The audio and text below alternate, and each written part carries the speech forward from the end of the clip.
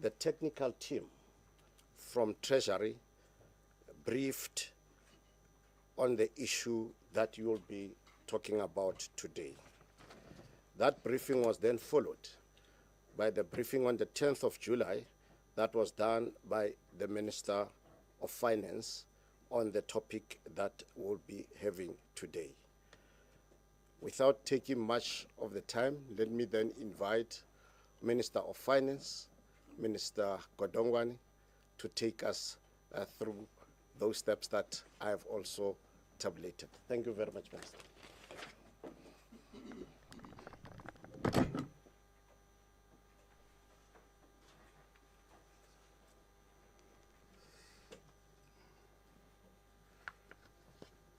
Okay, fellow South Africans, members of the media, program director, my colleague, Minister of Cooperative Governance, Minister Hlabisa. National Treasury will commence releasing the remaining money withheld in July 2026 from local government equitable share from the 31st of July.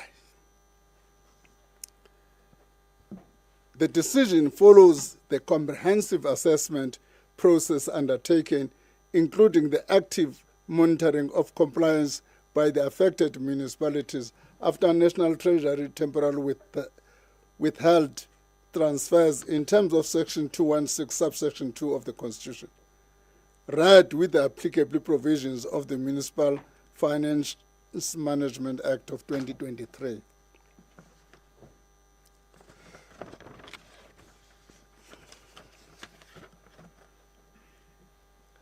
The release is therefore not based on a finding of compliance. Rather, National Treasury has decided to release funding on Friday, 31st July 2026, because we have withheld it for close to 30 days, which ends on Monday, the 3rd of August, and to avoid having an adverse short to medium term effect on the delivery of basic municipal services. The equitable share is an important source of funding for the basic services, particularly service provided for poor households. National Treasury must therefore balance its constitutional responsibility to enforce financial management requirements with the need to avoid communities carrying the immediate consequences of failure by municipal institutions and officials. The release must accordingly be understood as a conditional release intended to protect basic service delivery while requiring affected municipalities to correct the serious weaknesses identified through the Section 216, subsection 2 processes.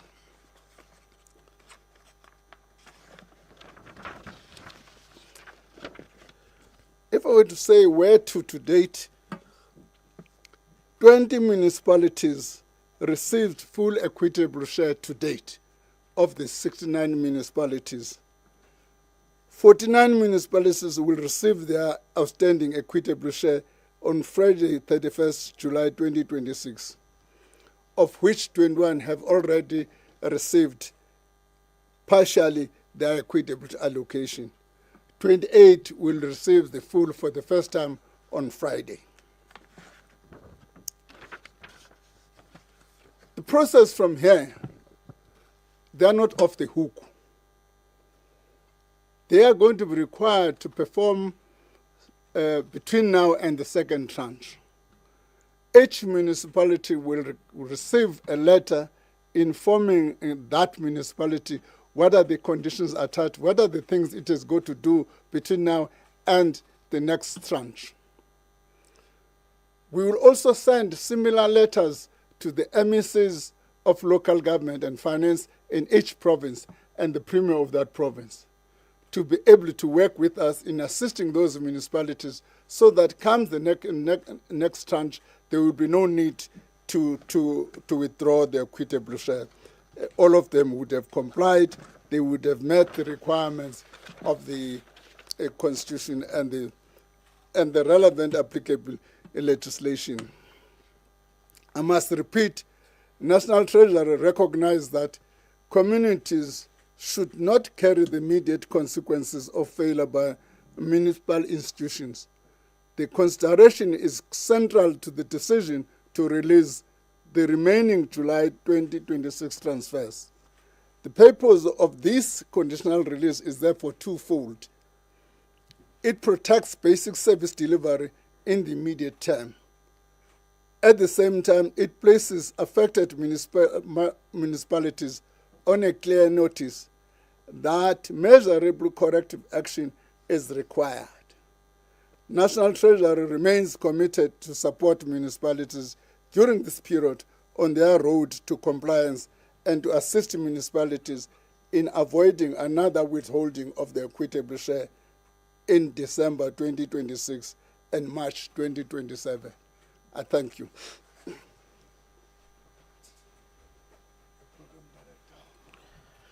Thank you very much, Minister. Colleagues, the brief notes of the Minister. We have colleagues.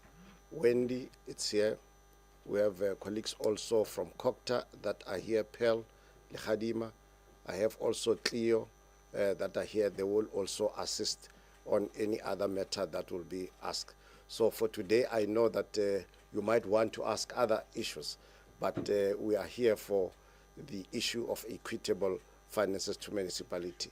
I therefore request and invite Minister Hlabisa, who is our Minister for COCTA, to also give us their remarks. Thank you very much, Minister.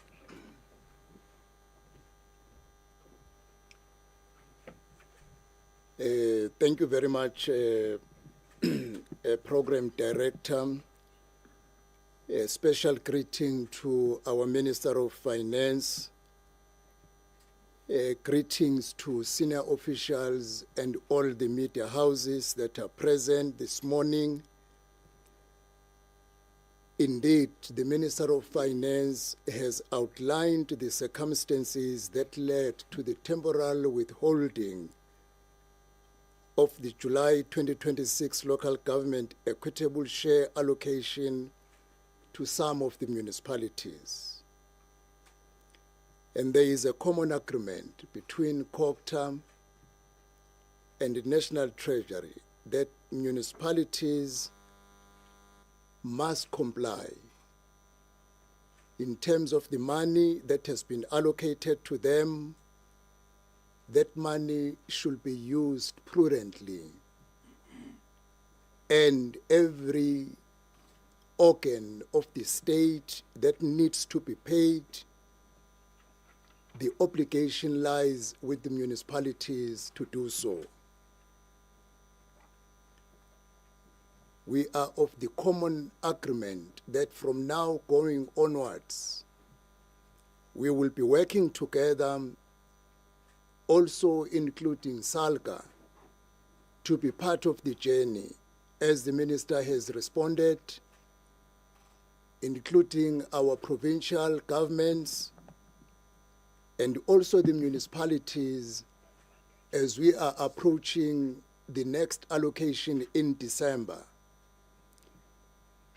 A simple message to all our municipalities will be, when communication letters are sent, municipalities must respond.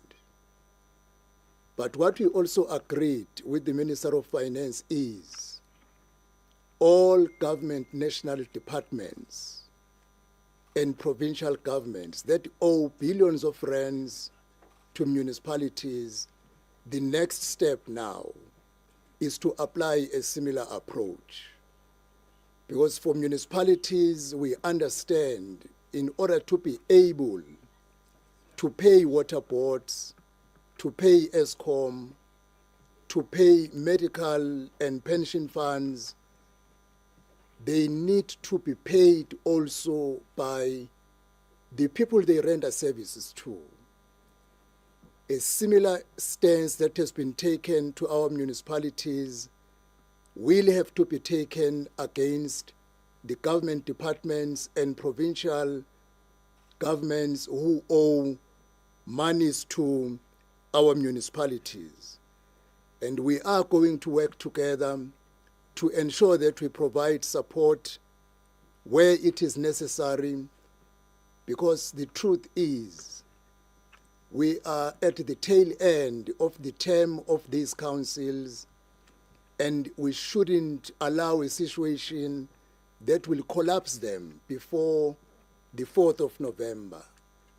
The new councils, when took over after November, there will be little time before they receive the second equitable share, and the current council will need to take a full responsibility in responding accordingly in every communication that will be directed to them. And we want to urge our municipalities on the question of the unfunded budget.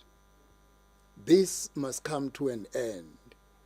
A municipality that adopts an unfunded budget is committing lies to the public, because you say, I'm going to spend the money I don't have. These are all things we will be working closely with SALCA, with everybody involved in the system. And we also want to urge the labor sector to be part of this engagement, because workers eventually becomes the one who suffers when stringent measures are introduced, as it has happened. The best way is that from now onwards, let us all work together to ensure that municipalities do what is right, and when they do what is not right, let us work together to correct that before a stringent measure is implemented. I think, by and large, program director, I wanted to convey that common approach and common view COGTA and National Treasury agree upon from now going onwards. Thank you.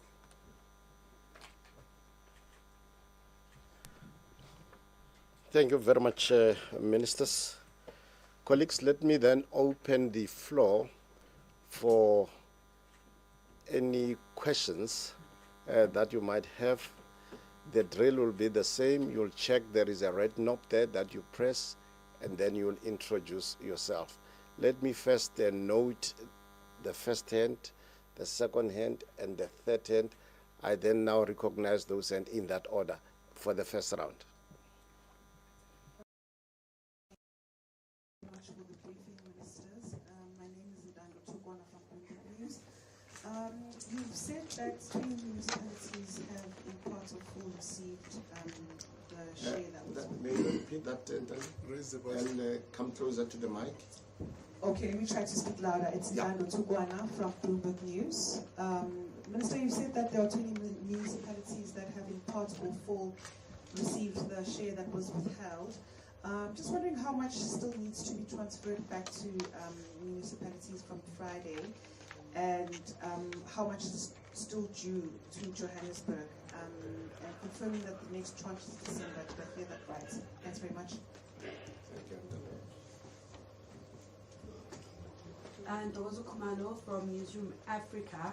If we can get more insights on which municipalities prove to be problematic. If we are saying that this is not because they met compliance that was set out, but it's because of concern of service delivery, going forward to avoid then a freeze in December and in March, which municipalities is COGTA and Treasury particularly concerned about? And do we still then have confidence in Section 100 interventions for them to actually resort to equitable share freezes? When we mention labor, we heard from someone this morning saying that there could have been other interventions before getting here, particularly to protect the workers and service delivery. So do we still have that confidence in the interventions? And we've had this question before around reform, around such issues. Are we having any conversations around possibly seeing reforms in future? Thank you very much. Thank you. Hemen Moloi from Sowetan newspaper.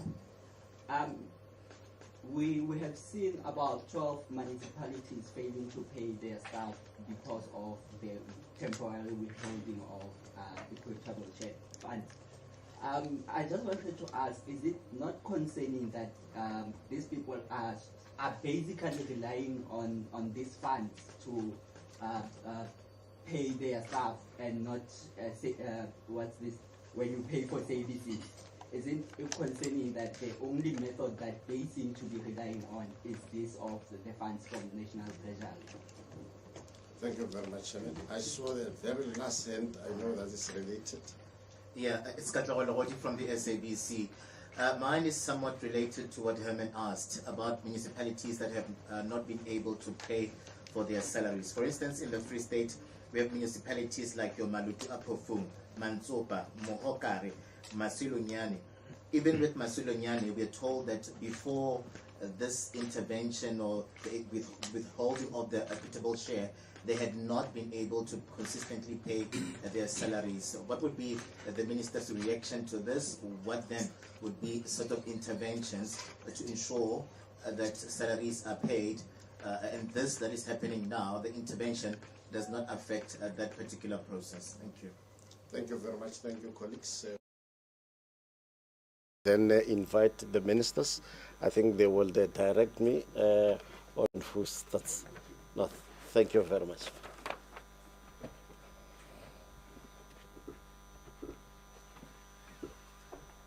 Okay, good morning, everyone. So on the question of how much is being paid to on Friday, we're going to be paying 7.1 billion. That's how much we'll be paying to those municipalities. That is for the partial 21, and for the 28 that did not get anything due to non-compliance. With regards to Joburg, you'll recall that Johannesburg has received 2 tranches. So essentially, they're only getting 4 million now because they have received the 2.6 billion the first time to pay Eskom, and the second one just below 1 billion to pay rainwater. That's for Joburg. So they're only getting, let me get the right number exactly.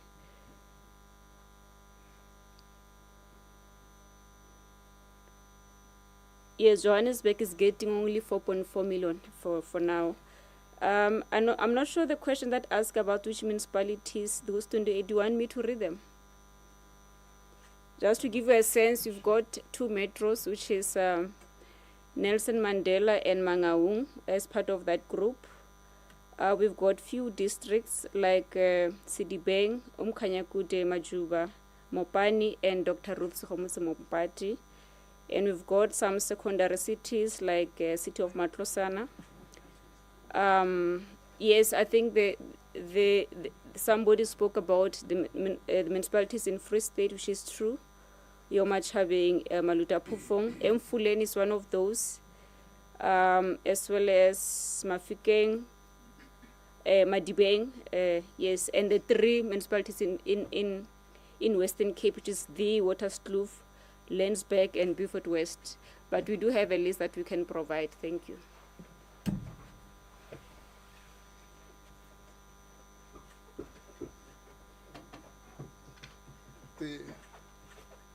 The confidence issue, how confident are we? We are confident because we're going to be consistent this time. We're going to be following each and every municipality. We have, for instance, I indicated that each municipality will get a letter and say, these are the things you need to sort between now and December. The same letter will go to the MSC for Finance and the MSC for COCTA in each province.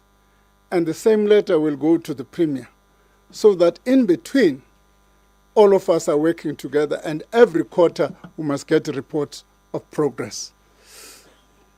So we're quite confident that it's going to work. The issue of people not paying salaries, you must understand that, I mean, in some municipalities, even if we didn't take this action, they would still have a challenge. Particularly in the Free State, You will recall one of the municipalities in the Free State's account was confiscated by a pension because the pension went to court and won.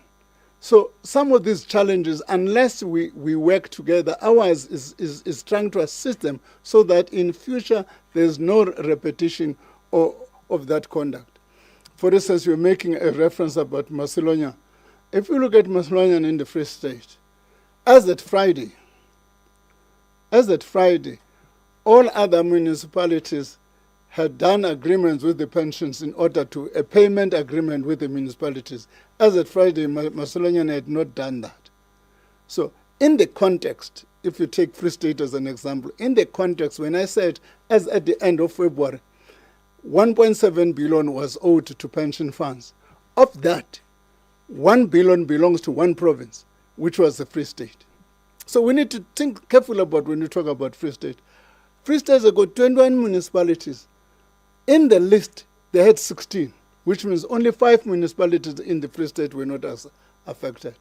So it's all very to look at the content and what actions Treasury is doing, which in fact are trying to avoid a future, in future, not to repeat these things in those municipalities.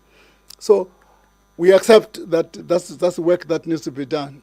And we've got to work together with those municipalities, with SALCA, and the relevant provincial authorities in order to make sure that we make sure that municipalities in future, by next day, we must make sure that each and every municipality, as we start the new term, all these municipalities are on track in terms of financial management and governance. Thank you.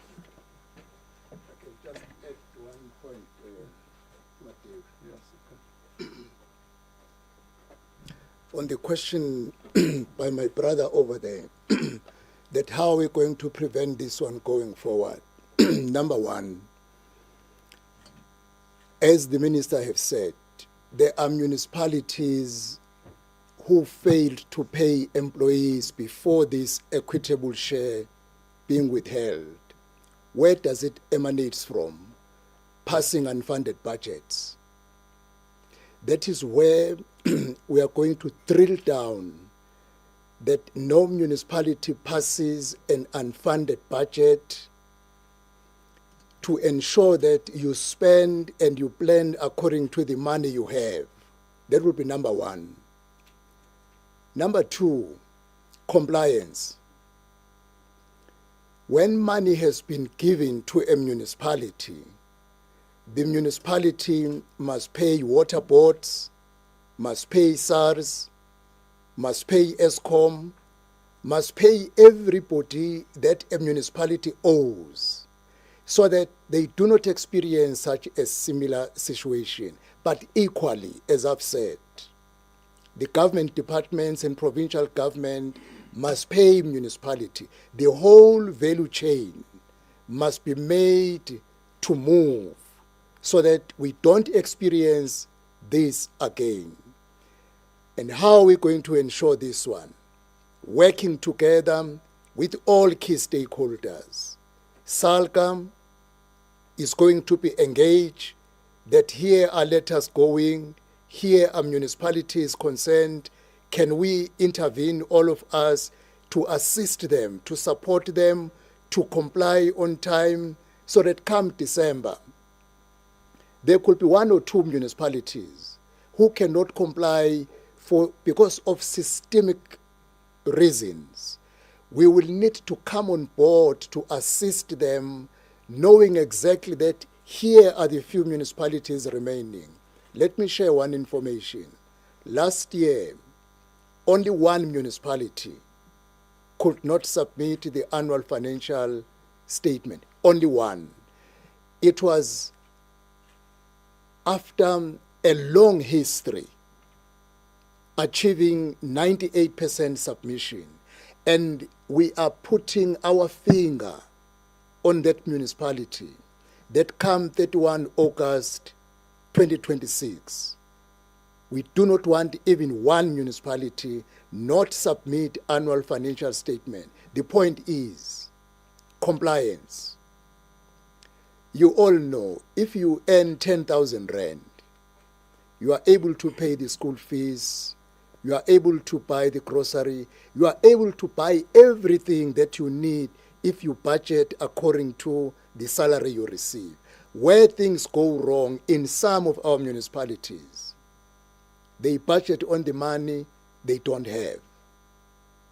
Eventually, they don't pay SARS, they don't pay all other organs which they must pay, and concentrate on paying salaries. When this money is being stopped, they can't even pay salaries. Municipalities will be giving that support, that comply, do what is right at the right time, receive any support we are giving, and then we will be over in this challenge of dysfunctional municipalities. But I want to conclude by the point I said. Municipalities will be functional if the ratepayers, those who earn salary, pay what is due to municipalities. Business people pay their rates, pay for the water they use for municipalities, and government entities also do the same. You can't expect municipalities to render services, yet we don't pay. All of us here, we are working, we are earning what we are earning at the end of the month, but I doubt all of us will pay what is due to municipalities. That is where we need to start also in order to have everyone accountable, us, municipalities, and everyone in the value chain.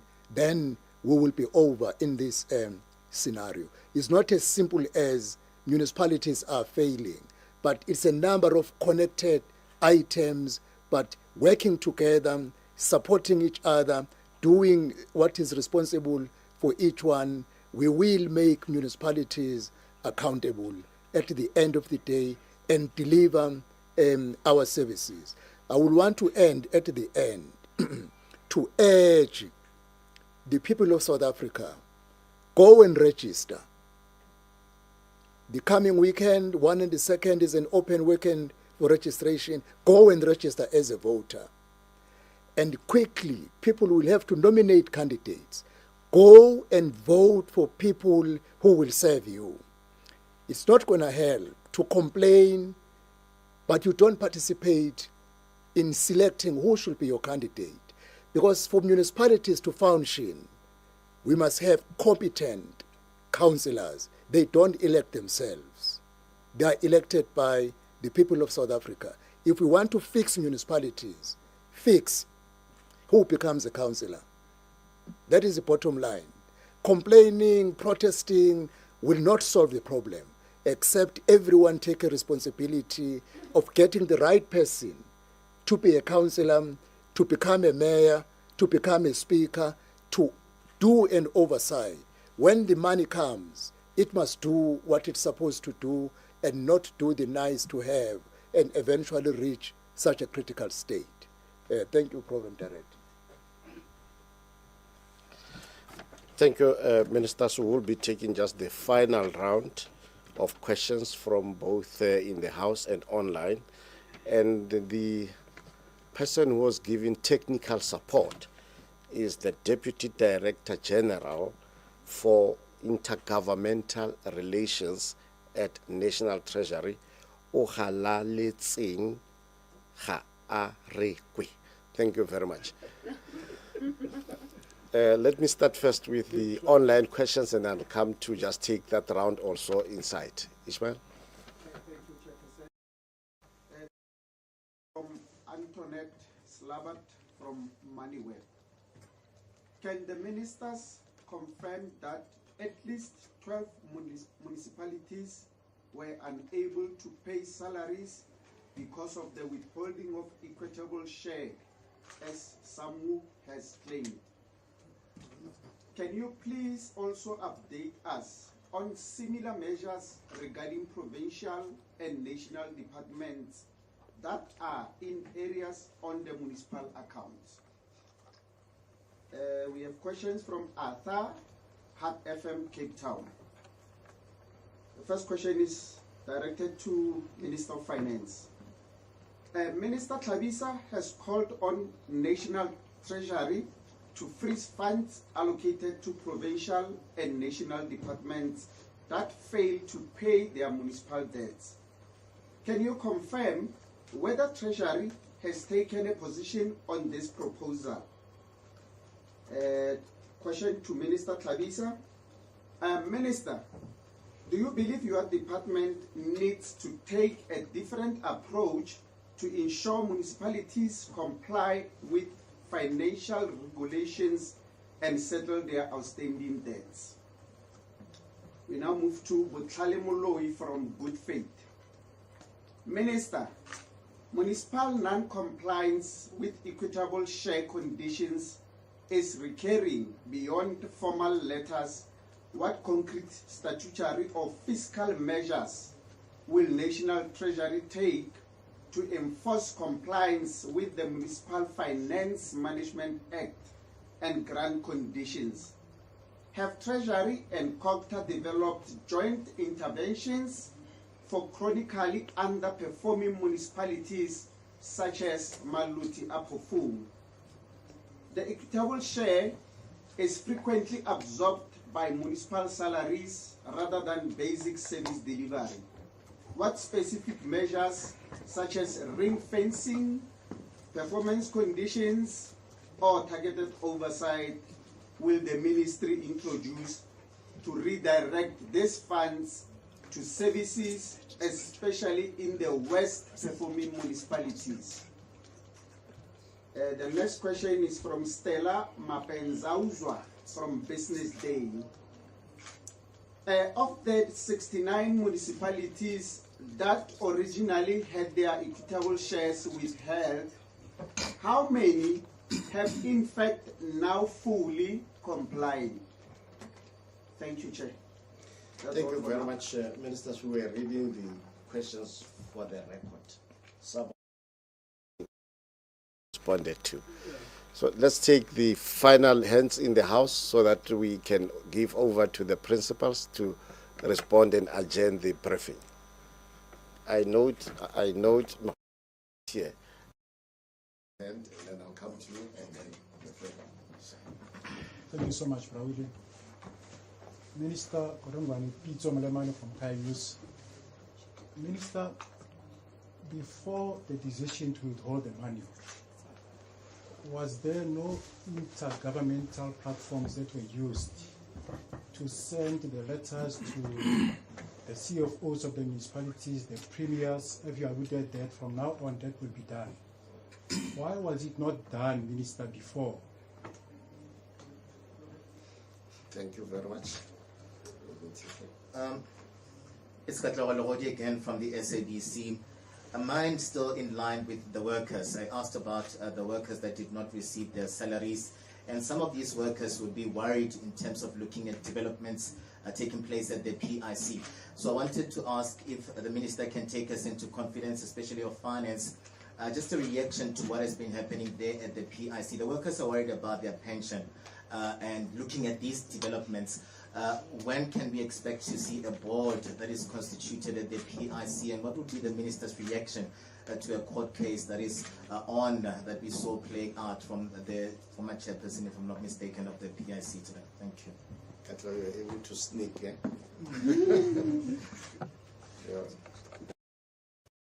Again from Newsroom Africa, it's just a question for Okhaliteng from my colleague in the Northwest.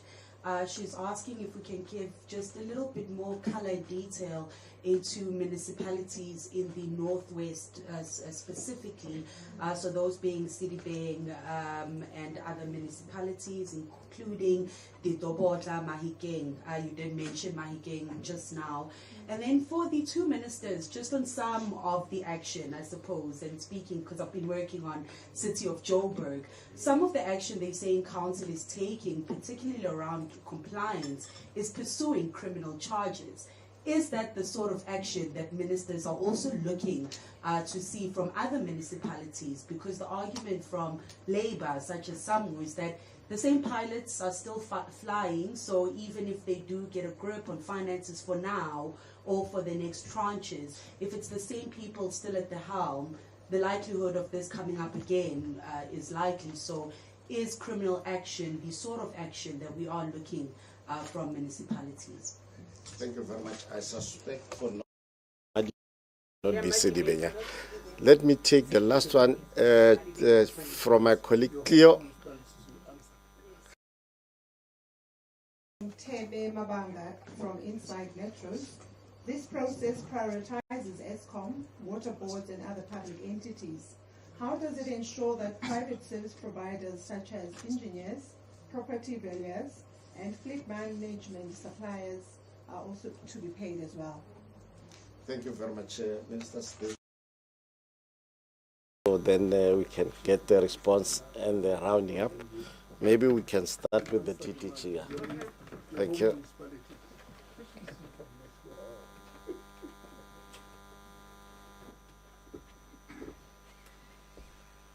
For the municipalities in Northwest in particular, it's 4 of them.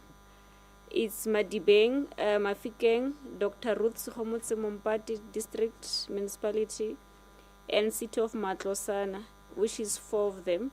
But maybe let me just say that in the Eastern Cape we've got 4, in Free State we've got 6, in Gauteng we've got 2, in KZN we've got 2, in Limpopo we've got 1, and then in Northern Cape we've got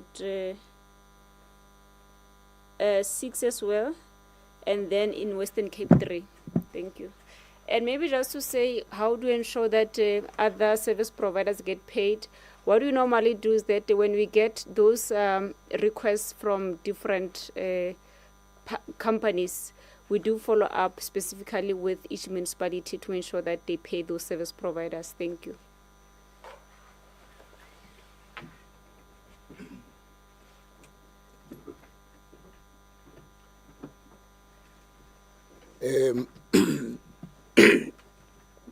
Pardon me, I'm having a consistent flu, pardon me for that. Some of the questions repeat to what we have responded to. Have COCTA and Treasury adopted a joint approach? This is a demonstration of the joint approach as you see both of us here. And we have confirmed that going forward, we will be holding accountable all municipalities jointly. And in that joint process, we will ensure that other key players, SALCA, will be on board, and also the provincial governments and the MECs for COCTA in the 9 provinces. A joint approach also is going to be assisting municipalities. A key problem is unfunded budgets. A municipality that runs a funded budget is able to pay salaries, also champion projects for developments. A municipality that runs unfunded budget is a municipality where even grants for specific items are directed to salaries, because they spend a lot of money on the nice to have and eventually run short of money for service delivery. The joint approach is going to assist our municipalities. One person would say, why are you not doing it now? You can't just do it overnight to make municipalities have unfunded budgets, because some of them have been running unfunded budgets for 15 years.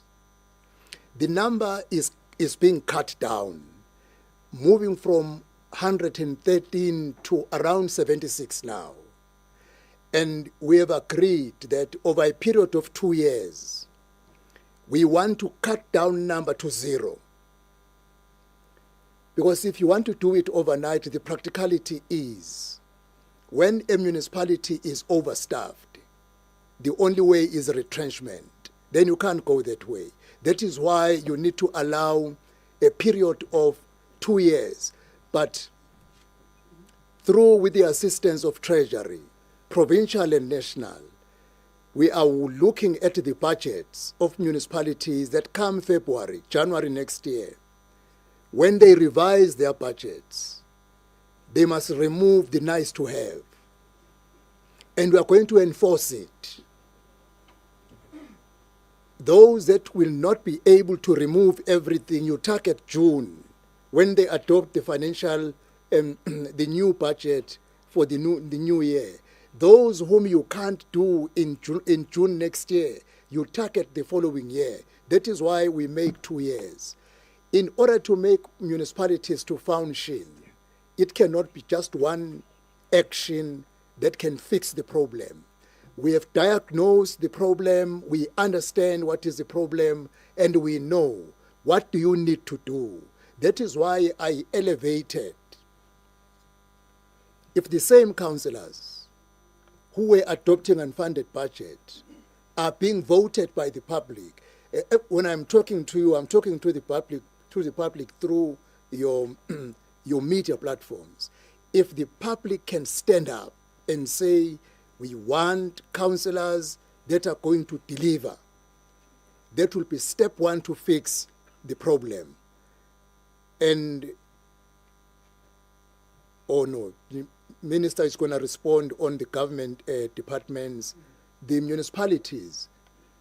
Is it only these 12 municipalities? The answer is no. It was not because of the withholding of the equitable share. Go to KwaZulu-Natal, Impendle has not been paying salaries for months, not because of the withholding of the equitable share. Why? It goes down to the councillors in that particular council, the budget that they were running, they ran out of money before the end of the financial year. So a number of municipalities had already not been able to pay salaries simply because they ran unfunded budget. Yes, there will be few who were going to be able to pay salaries out of the equitable share of this month. That is why we came to a joint agreement that let money released in the month of July, even to those who are not meeting the requirements. We are going to monitor them closely so that we do not affect the employees longer than the month of July, and allow services also not to be disrupted. I think that is one, Matthew, I can respond.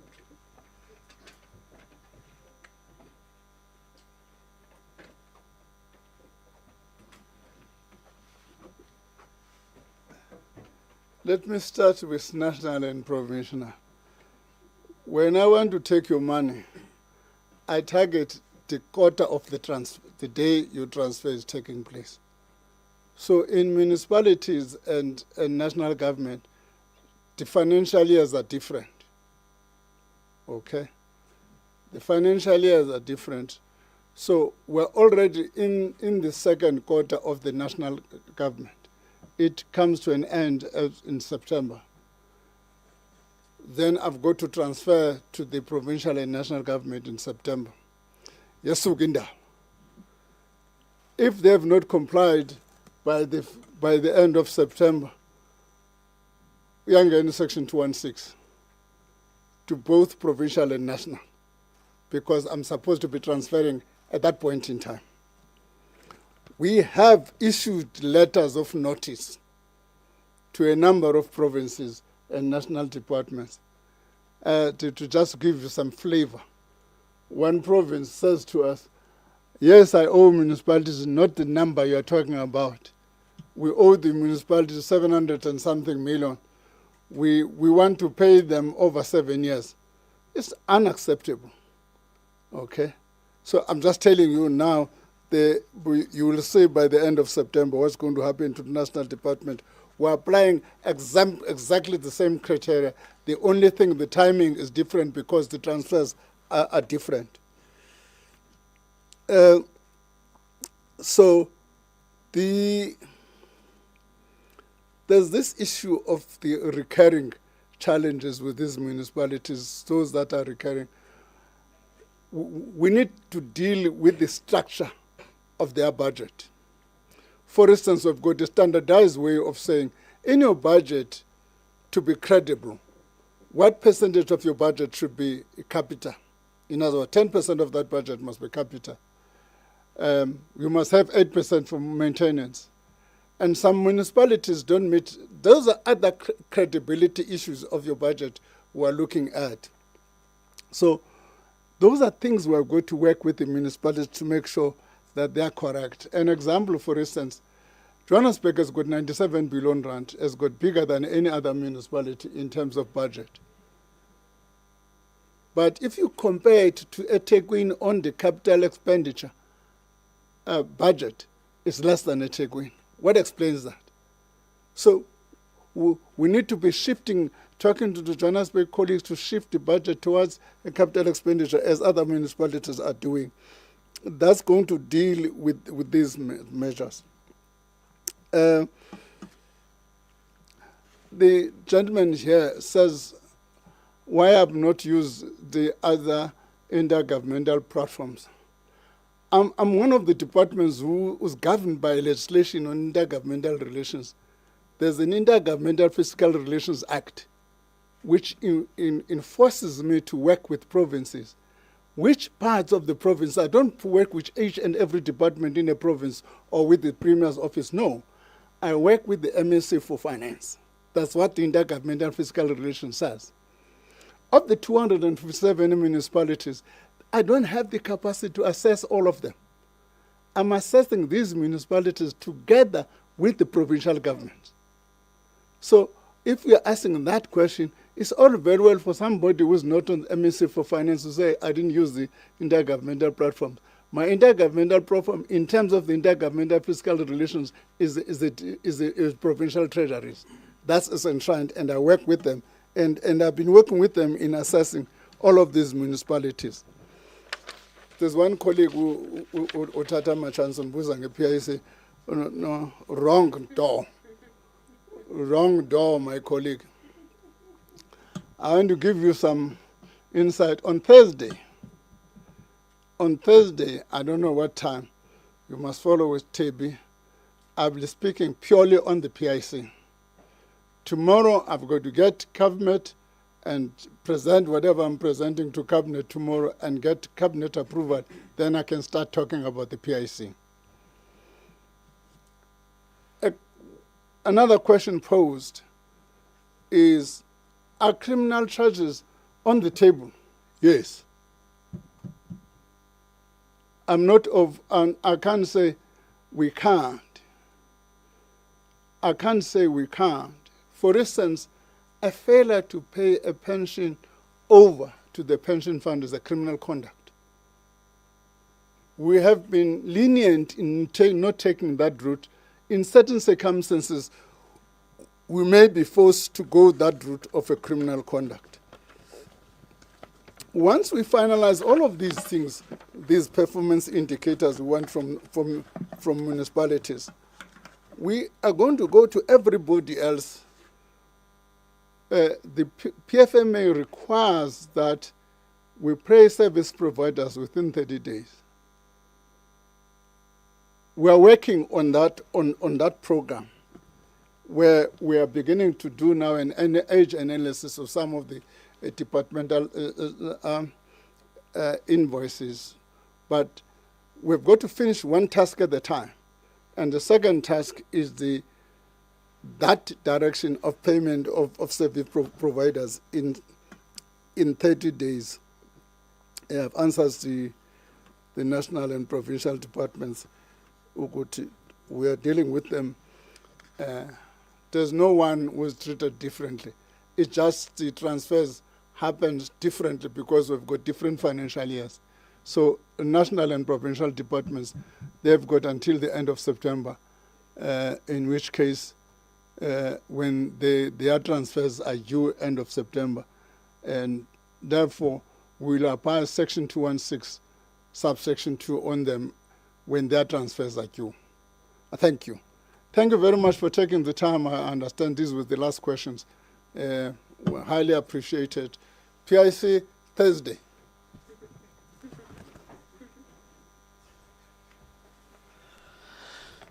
Thank you very much, Minister. Let me also recognize the presence of the Director General for COCTA, Baba Changan, who has joined us. Thank you very much. Thank you very much, Ministers, especially the clarion calls that you have made, that the measures you're taking are to encourage the better financial management and compliance with legislation, not punishment. But also thank you very much, Minister, to remind us that on the 1st and the 2nd of August, we have to go out in our numbers, encouraging also our families to check that we are correctly placed in terms of registration for elections. This brings us to the end of this media briefing, and thank you very much for coming. Ministers, thank you very much. Thank you.